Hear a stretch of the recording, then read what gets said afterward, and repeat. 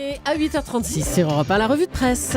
Natacha Polony. Bonjour Natacha. Bonjour Thomas, bonjour Julie. Bonjour. Et bonjour à tous. Ce matin, une de vos journaux, on s'énerve, on s'écharpe.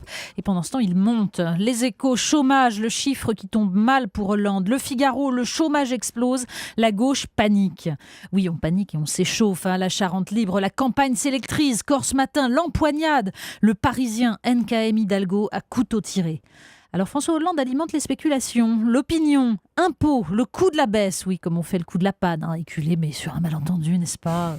Bon, Libération, Hollande peut-il tourner à gauche ? Oui, poser la question, c'est déjà y répondre. Le Nouvel Observateur, changer tout, les secrets d'un remaniement obligatoire. Et en une de Paris-Normandie, il lève les yeux, comme si la solution allait tomber du ciel. Que peut-il faire ? Mais jusqu'à présent, du ciel n'est tombé que de la pluie. Vous avez fait le tri dans les milliers de papiers sur les municipales qu'on trouve dans la presse ce matin. Mais oui, parce qu'on pourrait presque commencer à se lasser, mais dans le flot des articles du jour, consacrés aux enjeux locaux, nationaux, au remaniement qui vient, etc., il y a quelques papiers qui sortent du lot. Celui de Maryline Beaumard dans Le Monde, en toute dernière page du supplément Éco et Entreprises. La journaliste analyse les chiffres de l'abstention et en particulier l'abstention des jeunes, cette entité que l'on nous présente comme indéterminée. L'OCDE nous classe parmi les 5 pays où la fracture entre les jeunes est la plus irréductible, en moyenne 40 points d'écart de participation entre les jeunes non diplômés et les diplômés. Les sacrifiés du système scolaire ne sont que 28% à faire entendre leur voix dans les scrutins. L'école française, écrit Maryline Beaumard, rate donc 2 buts à la fois. Elle n'est pas efficace du point de vue des apprentissages, on le savait. Eh bien, elle n'est pas non plus capable de former des citoyens. C'est peut-être parce que c'est justement le savoir qui émancipe, que le savoir soit scolaire ou professionnel, abstrait ou manuel. Et ce constat n'est pas si éloigné de l'analyse que livre dans Libération le sociologue Jean-Paul Kaufmann. Une pleine page de réflexion sur la crise identitaire, sur ces petites gens qui se sentent ringardisés, éloignés de ce monde qui se construit sans eux et contre eux. Il existe aujourd'hui, dans la France profonde des villes et des campagnes, un désir gigantesque de respect, de reconstitution d'une fierté perdue. Un désir qui se fonde, écrit Jean-Paul Kaufmann, sur la nostalgie de valeurs qui donnaient autrefois un socle moral à l'existence, le travail, l'honneur, la discipline. Le sociologue dénonce la réponse illusoire qu'apporte le Front National, mais la question, elle, reste posée. Le Point s'intéresse au visage de la France, mais là, c'est pas le visage électoral. Non, mais c'est pas sans lien avec ce qui précède, parce que le désir de fierté est aussi un désir de beauté, d'art de vivre. Le Point consacre sa une à un long dossier intitulé « Ceux qui massacrent la France ». Alors, il y a ces promoteurs vautours qui convainquent un maire que l'église du village est croulante et qui emportent le marché pour la construction d'une salle de prière en forme de supérette. Il y a ces éoliennes et des projets d'implantation massive dans la baie de Saint-Brieuc, près de la colline éternelle de Vézelay ou même autour du Mont-Saint-Michel.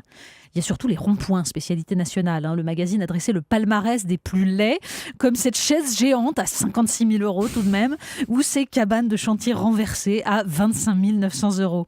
Avec ce portrait hilarant du Vasarely des ronds-points, qui a couvert la Charente-Maritime d'atrocités subventionnées.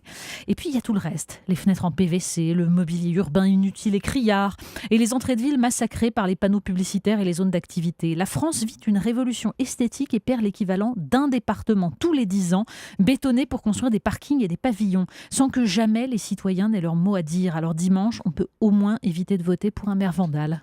Le Figaro nous donne des nouvelles de Christiane Taubira. Oui, en fait, c'est un article qui nous apprend qu'elle vient de faire passer en procédure accélérée un amendement interdisant la garde à vue de 4 jours pour les affaires d'escroquerie en bande organisée. Alors ça paraît un peu compliqué. Le motif, c'est que le Conseil constitutionnel a interdit ces gardes à vue de 96 heures pour les cas de fraude fiscale et de droit européen, en fait, pousse en ce sens.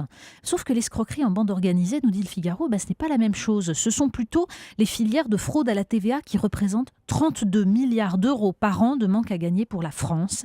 Et comme le dit un policier, des grands truands reconvertis dans ces arnaques juteuses où nous ramassons régulièrement des cadavres auront droit au même traitement que le simple conducteur arrêté en état d'ivresse. On termine avec la campagne, mais vraiment un autre regard sur la campagne. Oui, parce qu'on oublie que dans cette campagne, certains candidats ont des programmes ambitieux. Alors là, je ne parle pas de Hidalgo, NKM, Menucci, Godin. Non. Le Nouvel Observateur nous signale que Gilbert Meyer, candidat UMP à la mairie de Colmar, promet une poule à chaque habitant. Une poule ? Oui, une poule. Une vraie poule ? Oui, parce que c'est écolo, ça engloutit 150 kilos de déchets ménagers par an. Et ça se répand à la mode des poules. 50% de ventes supplémentaires en un an chez Truffaut, avec des livres pour guider le nouvel adoptant. Donc, je veux des poules ou tout pour ma poule.